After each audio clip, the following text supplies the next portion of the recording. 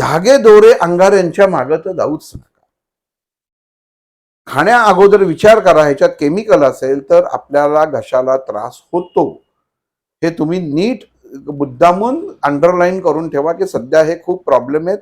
एक मॉडेल कॉलनीतल्या डॉक्टर आहेत ओळखीच्या, त्या मला म्हणाल्या की सध्या जास्त सगळ्यात प्रॉब्लेम हा आहे की आपण गेलो की बघा, आपल्या लहानपणापासून आईने सवय लावलेली असतो, पण तेव्हाच्या अंगार आणि आत्ताच्या अंगारात फरक आहे, पण आपण ते पुढे कॅरी करतो की मी बचकाभर खा, तूही बचकाभर खा. आणि त्या मुलाला रोज सांगतो, शाळेत जायच्या अगोदर महाराजांना नमस्कार करायचा, तो अंगारा लावायचा, म्हणजे तुला काही होणार नाही. मग ते मुलगा लहानपणापासून विकलांग होत जातो मानसिकरित्या, आणि त्याला तो त्याच्यावरती डिपेंडेबल राहतो की मी अंगारा लावला की म्हणजे मला काही होणार नाही, आणि त्याचा सेल्फ कॉन्फिडन्स जातो.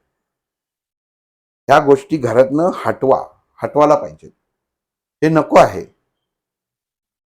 आणि दुसरं, ज्या तऱ्हेने आपण या घरात गोष्टी आई वडील जमा करताय, ह्या पहिल्या काढून टाका. आई वडिलांपासून सुरुवात करणं गरजेचं आहे. मग कृष्णाने जसं सांगितलं ना की आई वडिलांच्या पायाचे स्वर्ग आहे, तर तो आहे, त्याच्यामध्ये त्यांनी प्रमाण दिलेलं आहे. ते कर्माच्या अनुसरून तुम्ही वाईट कर्म केलं तर तुम्हाला शिक्षा ही नक्की आहे, आणि प्रत्येकाला माहिती असतं.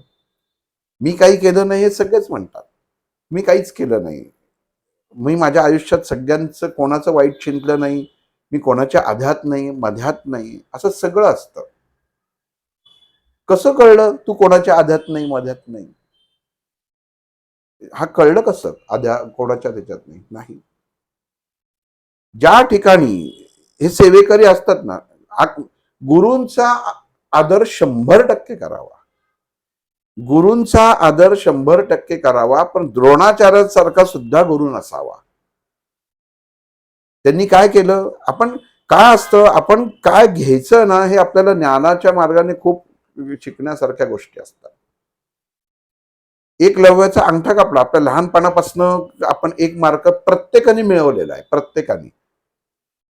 की द्रोणाचार्यांनी कोणाचा अंगठा कापायला मागितला की एकलव्य, की आपला 100% 1 मार्क पेपर मधला फिक्स असायचा.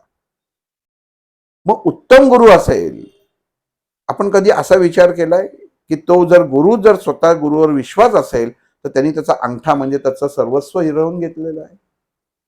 मग योग्य गुरु तो झाला की जे भगवंतांनी नंतर आचार्य द्रोण जेव्हा होते तेव्हा त्यांचा मृत्यू जवळ आला, तेव्हा त्यांना आठवण करून दिली.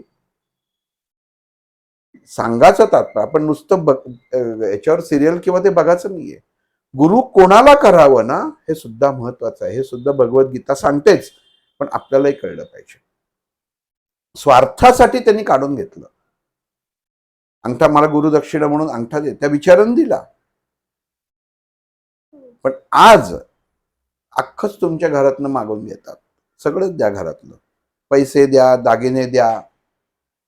दुर्दैवाने घरातल्या इतर लेडीज पण द्या, हे आज दुर्दैवाने बोलायला लागतं. इतकी भयान अवस्था आज आहे की सेवेसाठी चालली आहे, ह्याच्यासाठी चाललंय.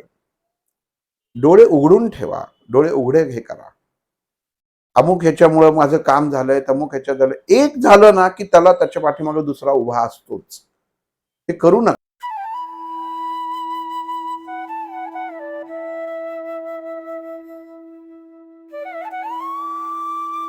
अध्यात्मावर अशीच माहिती मिळवण्यासाठी देव माझा चॅनलला सबस्क्राईब करा